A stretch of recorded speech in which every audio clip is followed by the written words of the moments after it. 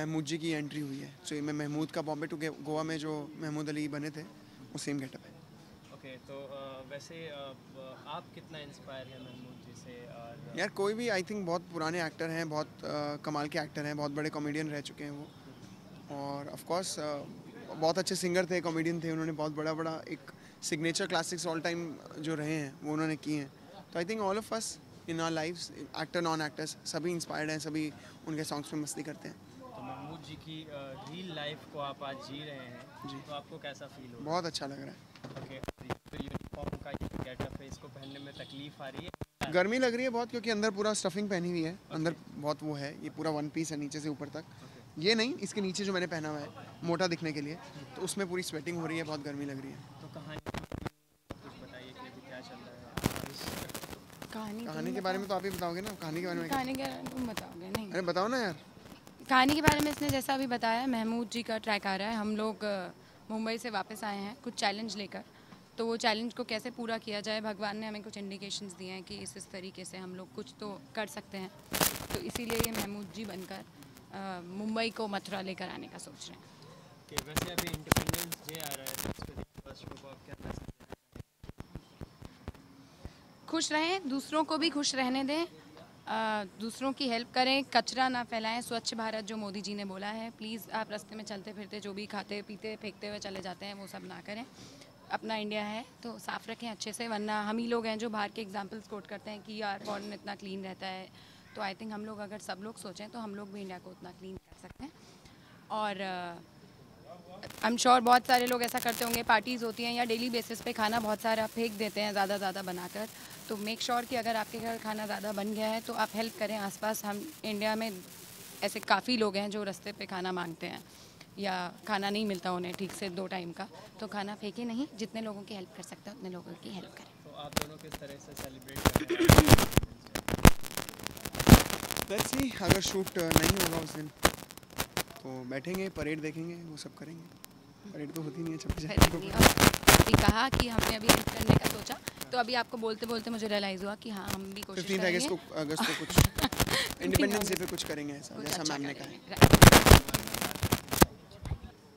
Story में जो चल रहा है वो सब पब्लिक तो देख ही रही है। अच्छा, आगे का भी चाहते हैं बता दो? थोड़ा बहुत पता चल जाए तो पब्लिक को और सपोर्ट मिल जाएगा कि ये होने वाला है, तो थोड़ा सा और टीआरपी बढ़ जाएगी। एक्चुअली अभी अभी बहुत ही ज़्यादा टर्न एंड ट्विस्ट आ गया है कहानी में। और कुछ कुछ चीज़ें अभी परिवार के अंदर ही हो रहा है। चूँकि हम लोग टीटू मुंबई गया था, हम लोग लेके गए थे टीटू को मुंबई, और मुंबई से वापस फिर मथुरा आ गए। अभी वो तैयारियां चल रही है कि मथुरा मुंबई को लेके आया जाए।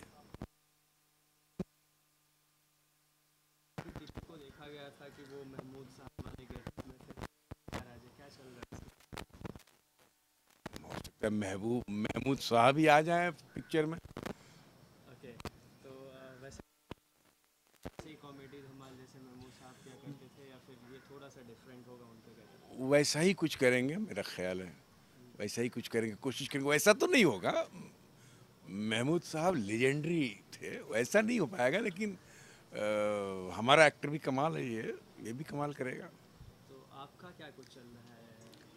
मैं उसी में लगा हुआ हूँ कि मतलब उसका सपना पूरा हो, क्योंकि जो ड्रीम था हमारा, हम इधर आ जाते हैं हमारा कुछ बने और फेलियर हो गए। अब बेटा गया, बेटा भी फेलियर होके आ गया है, जबकि मैं साथ में था। और तो अब बेटे ने चैलेंज कर दिया है वहाँ के एक प्रोड्यूसर को कि अब मथुरा ही पूरी मुंबई आएगी, हम मथुरा से कुछ ऐसा करेंगे। तो वही कुछ कमाल करने में लगा हुआ है। वैसे नॉर्मली लाइफ में फेलियर होना कितना इम्पोर्टेंस रखता है? फेलियर तो एक स्टेप है, एक सीढ़ी है। अगर फेलियर ना हो तो आदमी ऊंचाई नहीं छू सकता, इसलिए जीवन में फेलियर होना बहुत ज़रूरी है। अगर सक्सेस ही सक्सेस मिलता चला गया तो पता नहीं चलेगा कब धड़ाम से नीचे गिरा और कमर की हड्डी टूट गई। आखिर एक जो मेहनत करने वाला आदमी होता है, जो जी तोड़ मेहनत करता है, वो कितने बार फेल होता है तो वो थक जाता है? एक कुछ अंदाजा या फिर ऐसा? नहीं, फेल करने वाला आदमी कभी थकता नहीं है, पहली बात फेल करने वाला आदमी कभी थकता नहीं है। दूसरी बात, जितनी बार वो फेल होता है वो उसके चौगुना स्पीड से फिर आगे बढ़ता है जब वो सफलता पाने लगता है। तो ऐसा नहीं है कि फेलियर होने से हतोत्साहित होना है। फेलियर एक प्रकार का अपने आप में बहुत बड़ा सक्सेस है। उस फेलियर में सक्सेस कहीं ना कहीं छुपा हुआ है। तो इंडिपेंडेंस डे आ रहा है इंडिया में, और क्या एक बिल्कुल। मैसेज देना चाहेंगे पूरे देशवासियों को आप? मैं तो बिल्कुल स्वतंत्रता दिवस सबको बहुत शुभकामनाएं स्वतंत्रता दिवस के लिए। और लोग अपने आप को आज़ाद महसूस करें, गुलाम महसूस न करें। मुंह खोलें सिर्फ रोटी खाने के लिए नहीं, बल्कि कुछ बोलें भी। आसपास क्या चल रहा है, देश में क्या चल रहा है, राज्य में क्या चल रहा है, उस पर प्रतिक्रिया भी दें, मुंह बंद न रखें। तो आप किस तरह से सेलिब्रेट करेंगे इंडिपेंडेंस डे को? हम इंडिपेंडेंस डे को हर रोज़ सेलिब्रेट करते हैं। हम इंडिपेंडेंट हैं, हम आज़ाद हैं, आज़ाद भारत में रहते हैं। वो एक दिवस है हमारा, उस दिन हमारा देश आज़ाद हुआ था, तो वो तो हमारे लिए सर्वोपरि है। हमारा दिन वैसा है।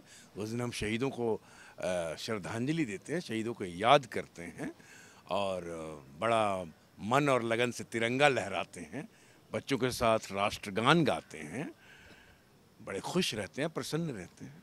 वैसे तो सारे शहीद कुछ बहुत इम्पोर्टेंस रखते हैं देश की आज़ादी के लिए। आपके दिल के करीब कौन से ऐसे शहीद हैं जिनका काम आपको सबसे ज़्यादा भाया? नहीं, देखिए वो एक से एक शहीद हैं, सबको सलाम है मेरा। लेकिन चूंकि मैं चंद्रशेखर आज़ाद का रोल किया था the legend of Bhagat Singh में, तो चंद्रशेखर आज़ाद के बारे में काफ़ी पढ़ा था, काफ़ी जाना था, काफ़ी गहराई तक।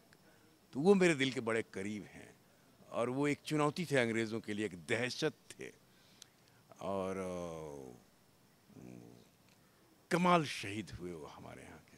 आजकल के जो न्यू जनरेशन है उनको आप क्या मैसेज देना चाहेंगे? क्योंकि इंडिपेंडेंस डे भी आ रहा है और नॉर्मली लाइफ में वो देश के लिए कैसे करें, इवन सभी अपने अपने वर्क में बिजी होते हैं, तो उनके लिए आप क्या एक मैसेज देना चाहेंगे युवा पीढ़ी को?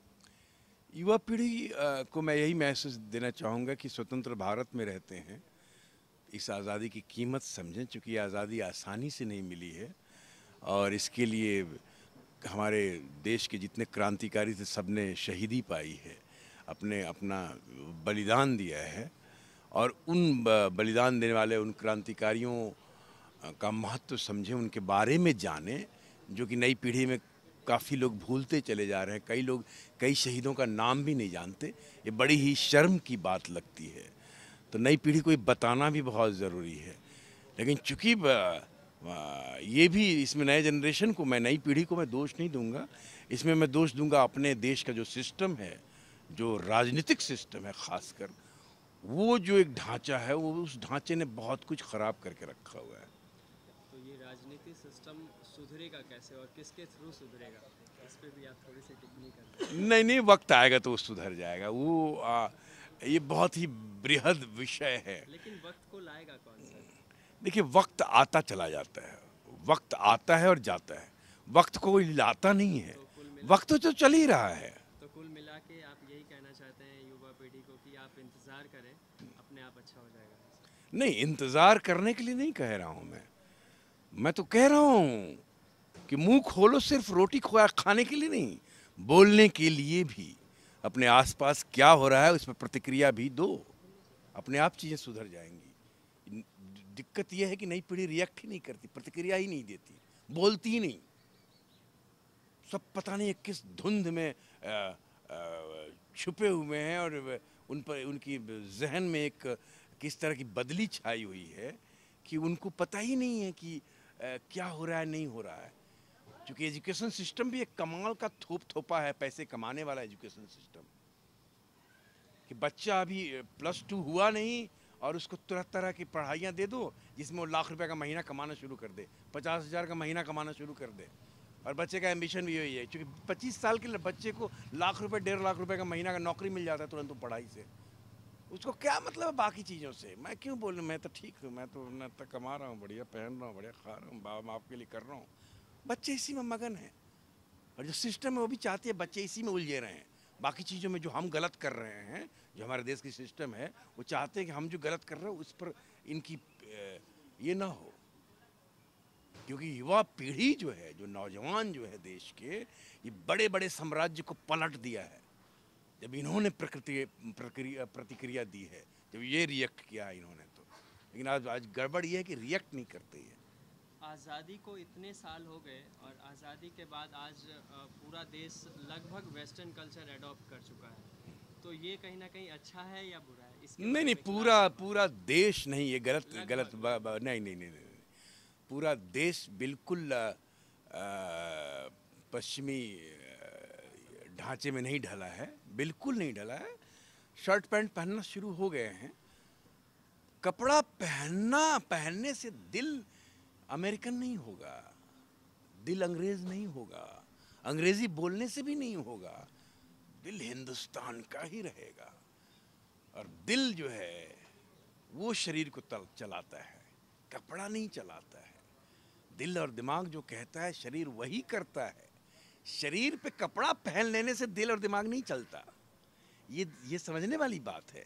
इसलिए पाश्चात्य संस्कृति का असर इतनी जल्दी इस भूमि पे, इस देश पे, इस राष्ट्र पे नहीं हो सकता, क्योंकि हमारी संस्कृति का जड़ बहुत मजबूत है, बहुत मजबूत है। 5000 साल पुराना है ये संस्कृति। इतना जल्दी नहीं। बच्चे जीन्स पैंट पहन रहे हैं, थोड़ी सी बच्चियां भी स्कर्ट पहन लेती हैं, ठीक है, लेकिन दिल जो है हिंदुस्तानी है, संस्कार जो है हिंदुस्तानी है। चाहे कितना भी कोई मॉडर्न हो जाए लड़का या लड़की नई पीढ़ी के, आप जरा बात करके देखिए, हिंदुस्तान की ही झलक है उनकी बातों में, हिंदुस्तान की ही आत्मा है उनकी बातों में।